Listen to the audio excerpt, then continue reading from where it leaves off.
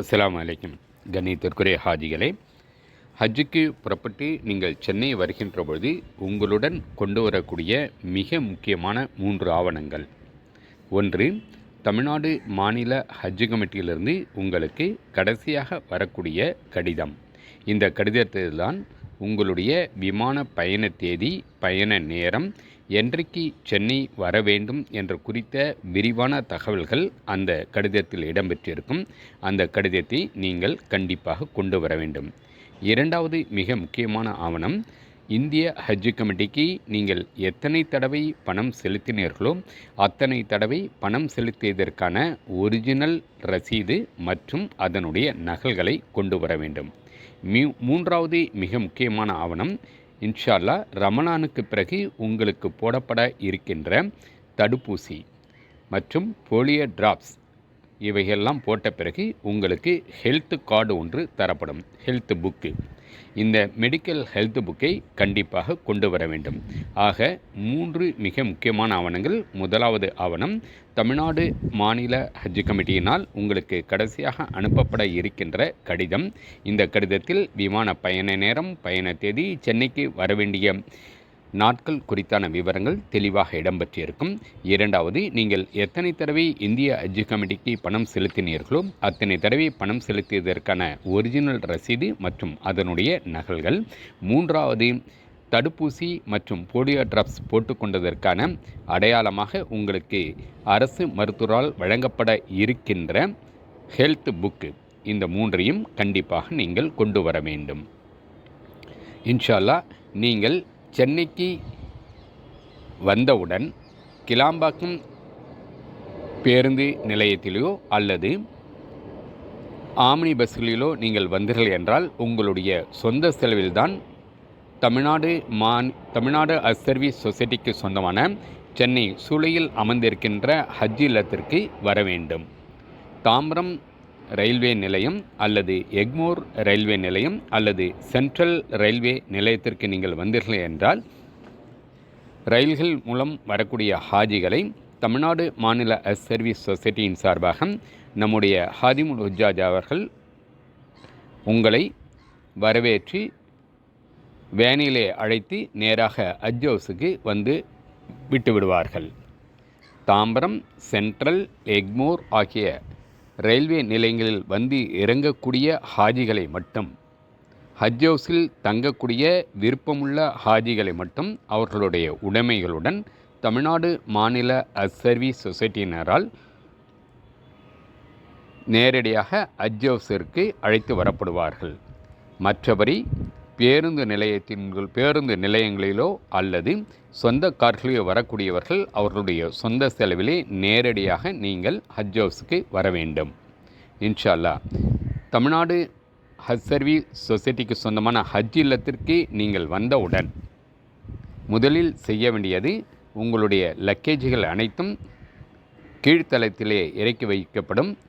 ஹாஜிகள் அனைவருமே அங்கு போடப்பட்டிருக்க இருக்கைகளிலே அமர வேண்டும். ஒரு குரூப்புக்கு நபர் ஒருவருக்கு ஒருவர் மட்டும், அல்லது அதுக்கு யார் தலைவராக நீங்கள் முதன்மை நபராக அனுமதித்திருக்கிறீர்களோ அவர்கள் மட்டும் இந்த கடைசியாக வந்த கடிதத்தை எடுத்துக்கொண்டு முதல் தளத்திற்கு வர வேண்டும். முதல் தளத்திலே உங்களுக்கான ரூம் புக்கிங் கவுண்டர் இருக்கின்றது. அந்த ரூம் ரிசர்வேஷன் ரூம் புக்கிங் கவுண்டரிலே அணுகினால் உங்களுக்கான அறைகள் ஒதுக்கீடு செய்யப்படும். இந்த அறைகள் ஒதுக்கீடு செய்யும் பொழுது இந்த அறைகளிலே குறைந்தபட்சம் 4 பேரோ 5 பேரோ 6 பேரோ ஒதுக்கீடு செய்வார்கள்.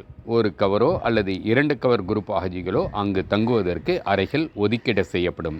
ஏனென்றால் ஒரு நாளைக்கு ஒரு விமானம் அல்லது 2 விமானம் அல்லது 3 விமானம், எத்தனை விமானம் என்று இதுவரை இறுதி செய்யப்படவில்லை. அதை பொறுத்து தமிழ்நாட்டிலிருந்து புறப்படக்கூடிய சுமார் 5000த்திற்கும் அதிகமான ஹஜ் பயணிகளை கையாளுவதால் ஹாஜிகளுக்கான அறைகள் தனித்தனியாக ஒதுக்கீடு செய்ய இயலாது என்பதால் இவ்வாறு ஒதுக்கீடு செய்யப்படும்.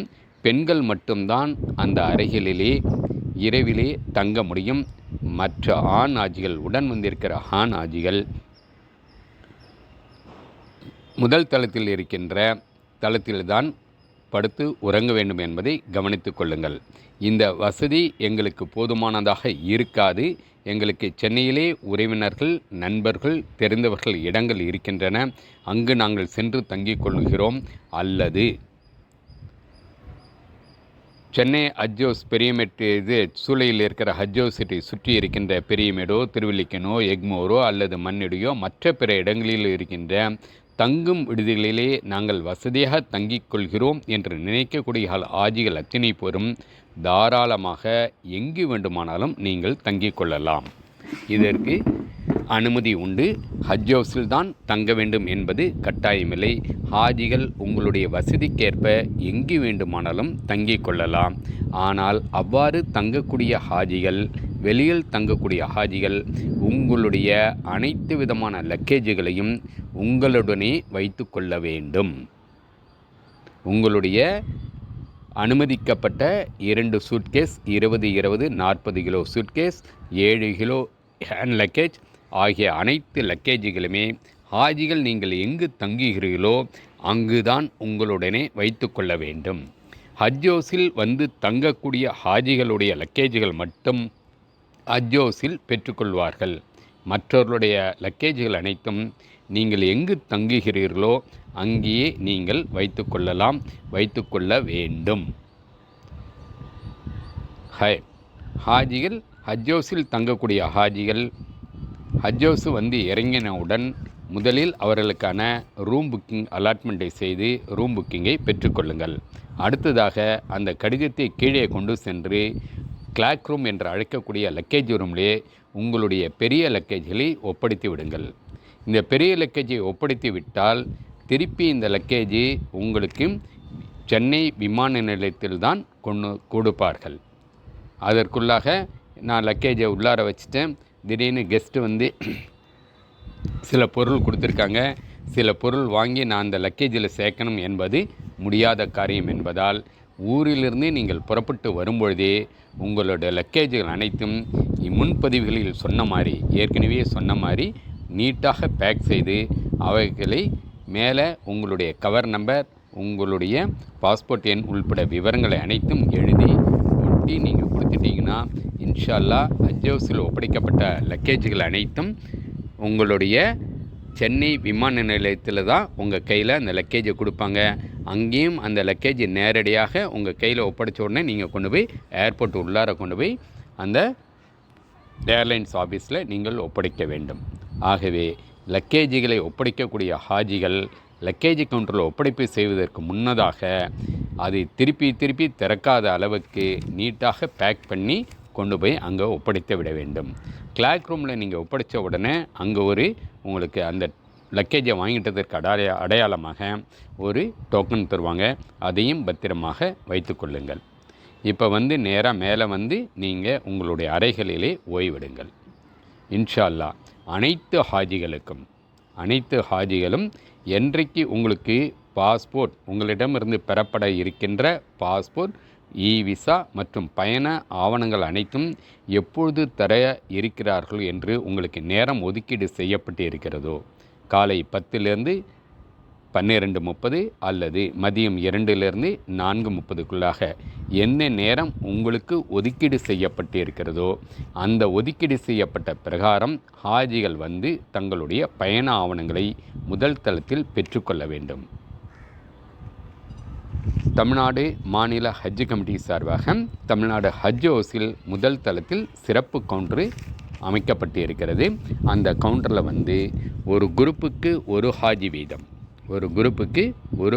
வீதம் வரிசையாக சேர் போட்டிருப்பாங்க. அந்த சேரில் வரிசையாக அமர்ந்து உங்களுக்கு கையில் இருக்கின்ற கடைசியாக உங்கள்கிட்ட கொடுத்த ஹஜ் கமிட்டி சார்பாக வந்த கடிதம், பணம் கட்டின ரசீது, அதோடைய ஜெராக்ஸு மற்றும் தடுப்பூசி போட்டுக்கொண்டதுக்கான மெடிக்கல் ஹெல்த் புக்கு இதையெல்லாம் அங்கே காட்டி உங்களுடைய பயண ஆவணங்களை நீங்கள் பெற்றுக்கொள்ளலாம். அவ்வாறு பெற்றுக்கொள்ள தயாராக இருக்கக்கூடிய ஆஜிகள் வரிசைகரமாக அங்கு போடப்பட்டிருக்கின்ற சேர்களில் வரிசையாக உட்காரணும். எப்படி வரிசையாக உட்காரிங்கன்னா, யார் ஃபஸ்ட்டு வரீங்களோ அவங்க ஃபஸ்ட்டு உட்காரணும். ஒரு குரூப்புக்கு ஒரு ஆள் உட்கார்ந்தால் போதுமானது. ஒரு ஹாஜி மட்டும் அமர்ந்தால் போதுமானது. அனைத்து இடங்களிலுமே நம்ம ஹாதிமுல் ஹுஜ்ஜாஜிகள் வேஷ் கோட் போட்டு ஐடி கார்டு போட்டு உங்களுக்கு வேண்டிய உதவிகளை செய்ய தயாராக இருக்கிறார்கள். உங்களுக்கு என்ன உதவி தேவைப்பட்டாலும் அவர்களை அணுகி நீங்கள் பெற்றுக்கொள்ளலாம். அவர்கள் என்ன சொல்கிறார்களோ தயவு செய்து அவற்றை பின்பற்றுங்கள். கவுண்டரில் நீங்கள் உட்கார்ந்த உடனே உங்களுடைய டாக்குமெண்ட்ஸ்லாம் செக் பண்ணிவிட்டு உங்கள் கைகளில் உங்களுடைய பாஸ்போர்ட், எப்போ பாஸ்போர்ட் ஹஜ் கமிட்டிக்கு அனுப்புறதுங்கிற இந்த கேள்வி இப்போது உங்கள் எல்லா மனசிலும் எழுகிறது. இன்ஷா அல்லாஹ் அதற்கான அறிவிப்பு விரைவில் உங்களை வந்து சேரும். என்ஆர்ஐக்கு எப்போ கொடுக்கறது, ஜென்ரல் கேட்டகரிக்கு எப்போ பாஸ்போர்ட் கொடுக்கறது என்பதை பற்றி உங்களுக்கு தெளிவான அறிவிப்பு இன்ஷா அல்லாஹ் அடுத்தடுத்த நாட்களில் உங்களுக்கு வரும். நீங்கள் கொடுத்த பாஸ்போர்ட் எல்லாத்தையும் திருப்பி உங்கள் கையில் அந்த கவுண்டரில் தருவாங்க. அந்த பாஸ்போர்ட் கொடுக்கும்பொழுது உங்களுக்கான விசா, நீங்கள் ஹஜ்ஜு செல்ல இருக்கிறதுனால சவுதி அரசாங்கத்தில் சார்பால் வழங்கப்படுகின்ற விசா ஒன்று கொடுக்குறாங்க. இது கூட ஹேண்ட் பேண்டு ஒன்று கொடுப்பாங்க, ஸ்டீல் பிரேஸ்லெட் ஒன்று கொடுக்குறாங்க. உங்களுடைய ஃபோட்டோ ஒட்டின பார்கோடுடன் கூடிய ஐடி கார்டு, இந்த ஐடி கார்டு கையில் தராங்க. ஒரு ஹேண்ட் புக் ஒன்று கையில் தருவாங்க. ஹஜ்ஜு address book, Tamil Nadu, India, Saudi உள்ளிட்ட அனைத்து நிர்வாக அலுவலர்களுடைய தொலைபேசி எண்கள் உள்ளிட்ட விவரங்களுடைய ஒரு ஹேண்ட் புக்கு, அட்ரஸ் புக்கு ஒன்று, ஒரு குரூப்புக்கு ஒன்று வீதம் தராங்க. இது இல்லாமல் டேக் ஒன்று தராங்க. இந்த டேகு அதில் வந்து ஸ்கேனரோடு இருக்கும், பார்கோடு ஸ்கேனரோடு இருக்கும். இந்த டேக்கையும் உங்கள் கையில் நீங்கள் ஹஜ்ஜுக்கு விமானத்திற்கு பயணம் புறப்படும்பொழுது கையில் வச்சுருக்கணும். ஆக இந்த ஆவணங்கள் எல்லாம் மிக முக்கியமான ஆவணங்கள். இது எல்லாத்தையும் உங்கள் கையில் தமிழ்நாடு மாநில ஹஜ் கமிட்டி அந்த இடத்துல உங்களுக்கு வழங்கும். இந்த டாக்குமெண்ட்ஸ்லாம் வாங்கின போது சவுதி சிம்மு கடந்த 2 ஆண்டுகளாக வழங்கப்படவில்லை. இந்த ஆண்டும் உங்களுக்கு சவுதி சிம் வழங்கப்பட மாட்டாது. இந்த சிம் விவரங்கள் குறித்து இன்ஷா அல்லாஹ் அடுத்தடுத்த பதிவில் விரிவாக சொல்லுவோம் இன்ஷா அல்லாஹ். இது எல்லாத்தையும் நீங்கள் கலெக்ட் பண்ணிவிட்டு பெற்றுக்கொண்டு நீங்கள் அடுத்து கிஃப்ட்டு செக்ஷனுக்கு வாங்க. இந்த கிஃப்ட்டு செக்ஷன் வந்த உடனே உங்களுக்கு தமிழ்நாடு மாநில சர்வீஸ் சொசைட்டி சார்பா அழகான ஒரு சிறிய ஹேண்ட்பேக் ஒன்று தராங்க, சின்ன பேக் ஒன்று தராங்க. இந்த பேக் இன்ஷா அல்லாஹ் நீங்கள் அடிக்கடி நீங்கள் ஹரம் ஷரீஃப் உள்ளார நீங்கள் தவாப் செய்ய போகும்போதெல்லாம் அதில் நீங்கள் எடுத்துகிட்டு போக யூஸ்ஃபுல்லாக இருக்கும், மிக பிரயோஜனமாக இருக்கும்.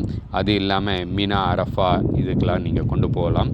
இந்த பேக்கில் நீங்கள் சின்ன பேக்கு இதையும் நீங்கள் எடுத்துகிட்டு போகலாம். இது கூட ஃபோல்டிங் முசல்லா ஜானிமாஸ் ஒன்று தராங்க, தொழுகை விரிப்பு.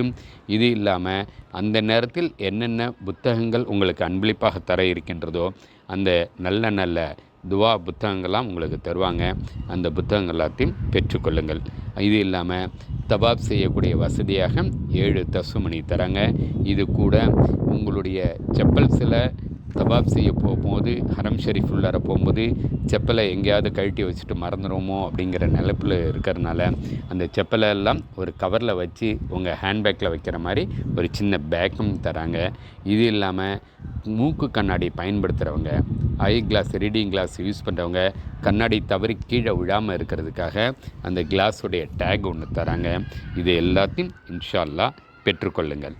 இது எல்லாத்தையும் வாங்கின உடனே போய் ரூம்லேயோ இல்லை நீங்கள் தங்குற இடத்துக்கோ உடனே செல்ல வேணாம்.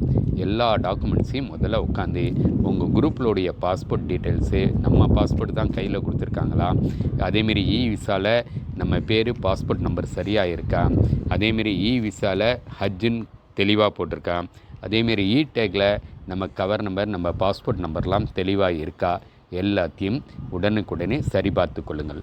உங்களுக்கு சரிபார்க்க தெரியலேன்னா உங்களுக்கு முன்பின் அறிமுகம் இல்லாத யார்ட்டையுமே அதை காட்டி செக் பண்ணி கொடுங்கன்னு சொல்லாதீங்க. வாங்க நேராக என்கொயரி கவுண்டர் வாங்க. நம்ம ஹாதிமுல் ஜட்ஜஸ் நிறைய பேர் அங்கே இருப்பாங்க. அவங்க உங்கள் எல்லா டாக்குமெண்ட்ஸையும் கொடுத்துட்டிங்கன்னா அவங்க எல்லாத்தையும் சரிபார்த்து அழகாக உங்களுக்கு அடிக்க தருவாங்க.